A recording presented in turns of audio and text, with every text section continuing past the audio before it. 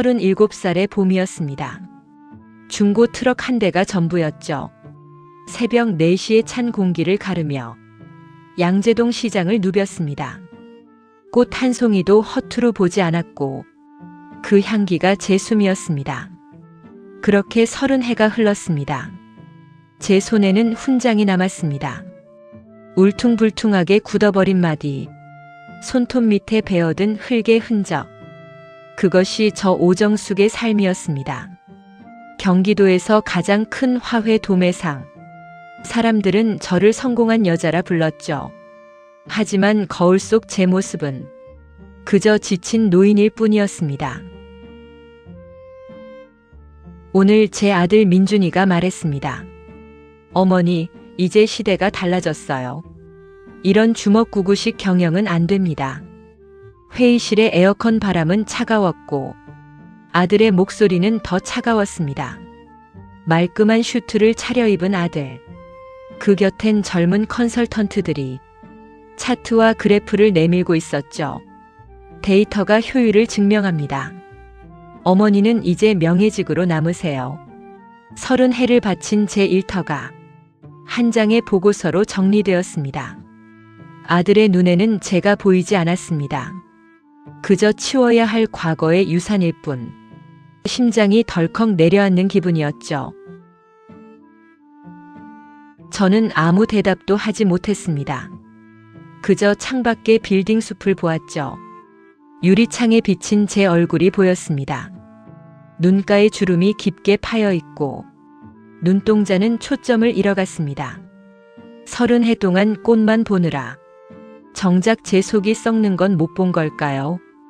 어머니, 듣고 계세요? 며느리 수진이의 날카로운 음성. 시대에 뒤처지면 도태되는 거예요. 가족이라는 이름의 사람들이 제 심장에 비수를 꽂고 있었습니다. 눈물조차 나오지 않는 고요함. 그것이 얼마나 무서운지 아시나요? 저는 조용히 일어섰습니다. 회사 건물에서 도망치듯 나왔습니다.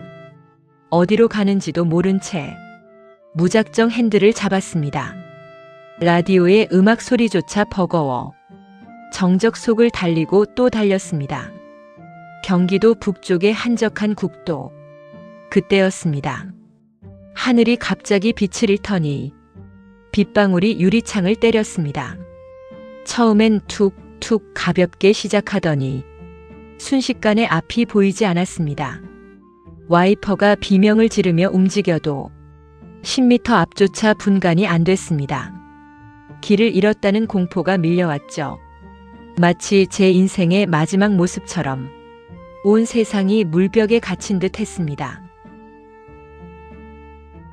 차를 갓길에 세울 수밖에 없었습니다. 핸드폰 배터리는 바닥을 보이고 사방은 칠흑 같은 어둠뿐이었죠. 그때였습니다. 빗줄기 사이로 희미한 빛이 보였습니다. 유리병 너머로 새어나오는 주황빛. 그곳은 작은 온실이었습니다. 저는 흠뻑 젖는 것도 잊은 채 그 빛을 향해 미친 듯이 뛰었습니다. 67의 몸이 비틀거렸지만 살아야겠다는 본능뿐이었죠. 가까스로 온실 문을 열었을 때 따뜻한 흙내음이 저를 맞았습니다. 그리고 그곳에 한 남자가 서 있었죠. 폭풍우가 몰아치는 이 밤. 그는 왜 불도 켜지 않은 채 어둠 속에 머물고 있었던 걸까요? 문틈으로 쏟아지는 빗줄기가 온실 바닥을 적셨습니다. 고급 실크 블라우스가 몸에 차갑게 달라붙었죠. 구석에 앉아있던 남자가 천천히 고개를 들었습니다. 그의 눈빛은 무심했습니다. 마치 비에 젖은 길고양이를 보듯 덤덤한 시선이었죠. 누구신데 남의 일터에. 그의 목소리는 낮고 굵었습니다. 저는 대답할 힘조차 없었죠. 무릎이 꺾이며 바닥에 주저앉고 말았습니다. 비싼 가죽 가방이 진흙범벅이 되었습니다. 하지만 상관없었습니다. 지금 제 처지와 다르게 전혀 없었으니까요. 그는 말없이 수건을 던졌습니다. 투박하고 거친 수건이었죠. 온실 안은 따뜻했습니다. 난로 위 주전자에서 하얀 김이 피어올랐습니다. 그는 따뜻한 차 한 잔을 제 앞에 내려놓았습니다. 비가 그칠 때까지는 여기 있어도 됩니다. 차에서는 진한 흙 냄새와 풀 향기가 섞여났습니다. 30년 동안 꽃을 팔았지만 이런 향은 처음이었습니다. 세련된 향수 냄새에 가려진 진짜 생명의 냄새였죠. 손끝에 닿은 찻잔의 온기가 얼어붙은 마음을 녹였습니다. 정적을 깬 것은 제 코트 속 핸드폰이었습니다. 아들 민준이의 전화였죠. 걱정하는 목소리를 기대하며 조심스럽게 전화를 받았습니다. 하지만 들려오는 목소리는 서늘한 얼음장 같았습니다. 어머니, 금고 열쇠 어디 있죠? 인감도장이 안 보여요. 제 안부는 묻지도 않았습니다. 그저 사라진 서류와 돈이 되는 물건뿐이었죠. 며느리 수진이의 목소리도 너머로 들려왔습니다. 어머님 치매 검사부터 미리 예약해둬야겠어. 심장이 타 들어가는 통증에 저는 전화를 끊어버렸습니다. 온실 한 구석을 보았습니다. 그곳엔 시들어가는 꽃들이 무더기로 쌓여 있었습니다. 제가 시장에서 버렸던 상품 가치 없는 꽃들이었죠. 남자가 가위로 시든 잎을 정성스럽게 다듬고 있었습니다. 이건 다 죽은 꽃들이잖아요. 제가 냉소적으로 말했습니다. 남자는 멈추지 않고 마른 줄기를 잘라냈습니다. 뿌리가 살아있으면 죽은 게 아닙니다. 사람 눈에만 죽어 보일 뿐. 그의 말 한마디가 제 가슴을 후벼 팠습니다.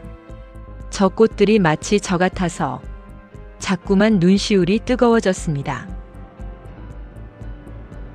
남자가 낡은 조명을 켰습니다. 온실 중앙에 놓인 이름 모를 꽃 한 송이. 제가 여왕의 장미라 이름 붙여 특허까지 냈던 그 종이었습니다. 그런데 이 꽃이 왜 여기에 야생의 모습으로 피어 있을까요?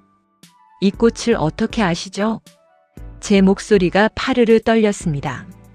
남자는 저를 빤히 바라보며 의미심장한 미소를 지었습니다. 이 꽃은 여왕의 것이 아닙니다. 누군가 숲에서 훔쳐간 길 잃은 아이일 뿐이죠. 제 성공의 상징이었던 꽃이 사실은 도난당한 것이었다니요.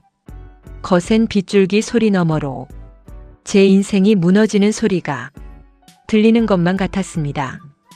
이 남자는 도대체 누구이며 어떻게 제 과거를 알고 있는 걸까요? 남자의 시선이 제 심장을 꿰뚫었습니다. 저는 뒷걸음질을 쳤습니다. 이 꽃은 제 평생의 자부심입니다. 제 목소리가 허공에서 가늘게 떨렸습니다. 남자는 대답 대신 낡은 서류를 내밀었습니다. 누렇게 변색된 30해 전의 기록들. 그 속엔 익숙한 산의 지도가 그려져 있었죠. 기억은 잔인하게 살아났습니다. 37살에 무더웠던 여름날이었죠. 길을 잃고 헤매다 들어간 깊은 산골. 그곳엔 이름 없는 노인이 살고 있었습니다. 정원 가득 피어있던 기이한 장미들. 저는 홀린 듯 그 아름다움에 취했습니다. 노인이 잠시 자리를 비운 사이 작은 가지 하나를 꺾어 가방에 숨겼습니다. 그저 너무 예뻐서 그랬다고 스스로를 속이며 산을 내려왔습니다. 그 작은 가지가 거대한 성을 쌓아 올릴 줄은 그때는 정말 몰랐습니다. 아니, 모른 척하고 싶었을 뿐입니다. 기억은 잔인하게 살아났습니다. 37살에 무더웠던 여름날이었죠. 길을 잃고 헤매다 들어간 깊은 산골. 그곳엔 이름 없는 노인이 살고 있었습니다. 정원 가득 피어있던 기이한 장미들. 저는 홀린 듯 그 아름다움에 취했습니다. 노인이 잠시 자리를 비운 사이 작은 가지 하나를 꺾어 가방에 숨겼습니다. 그저 너무 예뻐서 그랬다고 스스로를 속이며 산을 내려왔습니다. 그 작은 가지가 거대한 성을 쌓아 올릴 줄은 그때는 정말 몰랐습니다. 아니, 모른 척하고 싶었을 뿐입니다. 핸드폰 화면이 다시 밝아졌습니다. 아들 민준이가 보낸 사진 한 장. 그것은 이 온실의 주소와 제 사진이었습니다. 이미 사람을 보내 저를 감시하고 있었죠. 문자 한 통이 연달아 도착했습니다. 어머니, 추해지기 전에 돌아오세요. 그 꽃의 원천 기술 이미 확보했습니다. 이 노인과 거래는 제가 끝냈습니다. 아들은 제 과거를 무기로 쓰고 있었습니다. 제 자부심을 깎아내려 회사를 뺏으려는 치밀한 계획이 이미 완성되어 있었죠. 가슴 속에서 뜨거운 것이 울컥 올라왔습니다. 저는 눈앞의 남자를 다시 보았습니다. 민준이가 당신에게 연락했나요? 남자는 비릿한 미소를 지었습니다. 당신 아들은 이 꽃의 생명엔 관심 없더군요. 오직 특허권의 가치만 따질 뿐. 남자의 이름은 한도준이었습니다. 제가 꽃을 훔쳤던 그 노인의 손자. 그는 아들의 돈 제안을 거절했습니다. 저는 돈이 아니라 진실을 원합니다. 도준의 목소리에 서늘한 증오가 섞였습니다. 제 할아버지는 그 꽃을 잃고 화병으로 가셨죠. 온실의 따뜻한 공기가 숨을 조여왔습니다. 비가 그치고 달빛이 쏟아졌습니다. 유리벽 사이로 비치는 제 모습은 화려한 대표 오정숙이 아니었습니다. 남의 것을 탐낸 초라한 노인일 뿐이었죠. 도준은 제 앞에 가위를 놓았습니다. 직접 이 꽃의 뿌리를 자르십시오. 아들에게 넘길 가짜 왕관을 부수란 말입니다. 손이 덜덜 떨려 가위를 잡을 수 없었습니다. 이 꽃을 자르면 제 30년도 사라집니다. 하지만 자르지 않으면 아들의 먹잇감이 되죠. 멀리서 아들의 차 라이트가 보였습니다. 광기 어린 엔진 소리가 다가오고 있었죠. 과연 저는 제 손으로 일군 제국을 이 어두운 온실에서 무너뜨릴 수 있을까요? 새벽 안개가 온실을 덮었습니다. 차가운 공기가 폐부를 찌르더군요. 멀리서 요란한 엔진 소리가 정적을 잔인하게 깨뜨렸습니다. 검은색 세단 한 대가 온실 앞 진흙탕에 멈췄습니다. 아들 민준이가 내렸습니다. 윤이 나던 그의 명품 구두가 진흙 속으로 깊게 박혔습니다. 그는 인상을 찌푸리며 제게 다가오고 있었습니다. 아들의 뒤에는 비서들이 커다란 가방을 들고 서 있었죠. 저를 데리러 온 것이 아닙니다. 그의 목적은 따로 있었습니다. 바로 제 눈앞에 있는 이 이름 없는 꽃이었죠. 민준이는 제 안색은 살피지도 않았습니다. 그의 시선은 오직 꽃에 머물렀죠. 어머니, 이 꽃이 맞나요? 특허 소송의 핵심 증거 말입니다. 그는 가방에서 서류를 꺼냈습니다. 그것은 요양원 입원 합의서였습니다.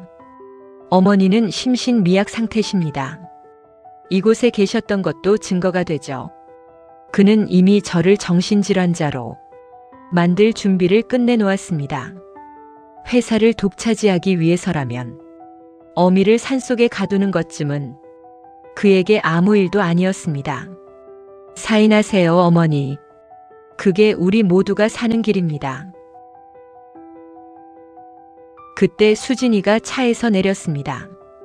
그녀는 비단 손수건으로 코를 막으며 온실로 들어왔죠. 어머, 냄새 좀 봐. 어머님은 이런 흙구덩이가 그렇게나 좋으셨던 거예요? 그녀의 비웃음이 온실 벽에 부딪혀 제 가슴을 갈기갈기 찢었습니다. 어머님, 이제 고집 그만 피우세요. 이 낡은 꽃이랑 같이 흙 속으로 사라지기 싫으시면요. 그녀는 제 자부심이었던 꽃을 발로 툭 치며 멸시했습니다. 30년 동안 그들을 먹여 살린 것은 바로 이 정직한 흙이었는데 말이죠. 배은망덕한 그들의 말소리가 빗소리보다 더 날카롭게 들렸습니다. 저는 제 손을 보았습니다. 주름지고 투박한 이 손으로 아들의 학비를 대고 집을 샀습니다. 그 결실이 고작 이것이었을까요? 제가 30년 전 가졌던 그 욕망이 독이 되어 돌아온 기분이었습니다. 남의 것을 탐내어 얻은 성공이 결국 제 자식들을 괴물로 만들었죠. 도주는 이 광경을 묵묵히 어둠 속에서 지켜보고 있었습니다. 그의 침묵이 채찍이 되어 제 등 뒤를 사정없이 내리쳤습니다. 어머니, 시간이 없습니다. 민준의 재촉은 점점 거세졌습니다. 그는 제 손에 펜을 쥐어주며 강제로 서류 위에 올렸습니다. 그때 도준이 천천히 걸어 나왔습니다. 그의 손에는 낡은 라이터가 있었죠. 그 서류에 사인하는 순간 이 온실은 잿더미가 될 겁니다. 도준의 눈빛은 진심이었습니다. 민준은 당황하며 소리를 질렀죠. 당신 미쳤어? 이게 얼마짜린데? 도준은 차갑게 미소 지었습니다. 돈으로 환산할 수 없는 것을 당신들은 결코 가질 수 없습니다. 저는 떨리는 손으로 펜을 놓았습니다. 그리고 아들의 뺨을 내리쳤습니다. 평생 단 한 번도 들지 않았던 손이 허공을 갈라 무겁게 떨어졌습니다. 민준의 눈에 도끼가 서렸습니다. 이곳은 이제 전쟁터가 되었습니다. 저는 과연 이 지옥 같은 곳에서 제 영혼을 지킬 수 있을까요? 새벽 공기가 날카롭습니다. 민준은 서류를 흔들며 비열한 웃음을 지었죠. 어머니가 훔친 그 꽃, 세상이 알면 어떻게 될까요? 평생 쌓아온 모든 명성이 진흙탕에 처박히겠죠. 제 자식이 보낸 협박이 심장을 잔인하게 도려냅니다. 그는 이미 이성을 잃었습니다. 오직 돈과 권력에 눈이 멀어 어미의 치부만 노리고 있었죠. 사인 하나면 끝날 일입니다. 조용히 요양원으로 가시죠. 민준의 눈동자가 흔들립니다. 그것은 승리자의 눈이 아닌 겁에 질린 짐승의 눈이었습니다.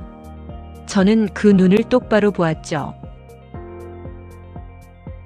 그때 아들이 뱉은 말은 상상보다 더 잔인했습니다. 이미 계약금 받았습니다. 라이벌 회사에 기술 넘겼죠. 그는 회사를 살리려는 게 전혀 아니었습니다.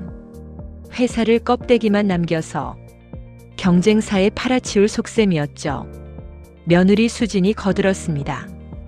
어머님은 그냥 비키세요. 더 추해지기 싫으시면요. 30해를 일군 제 일터가 자식들의 유흥비가 되다니. 온몸의 피가 거꾸로 솟았습니다. 제가 키운 것은 꽃이 아니라 독을 품은 가시덩굴이었을까요? 허탈한 웃음이 터져 나왔습니다. 저는 도준을 보았습니다. 그는 가만히 꽃을 봅니다.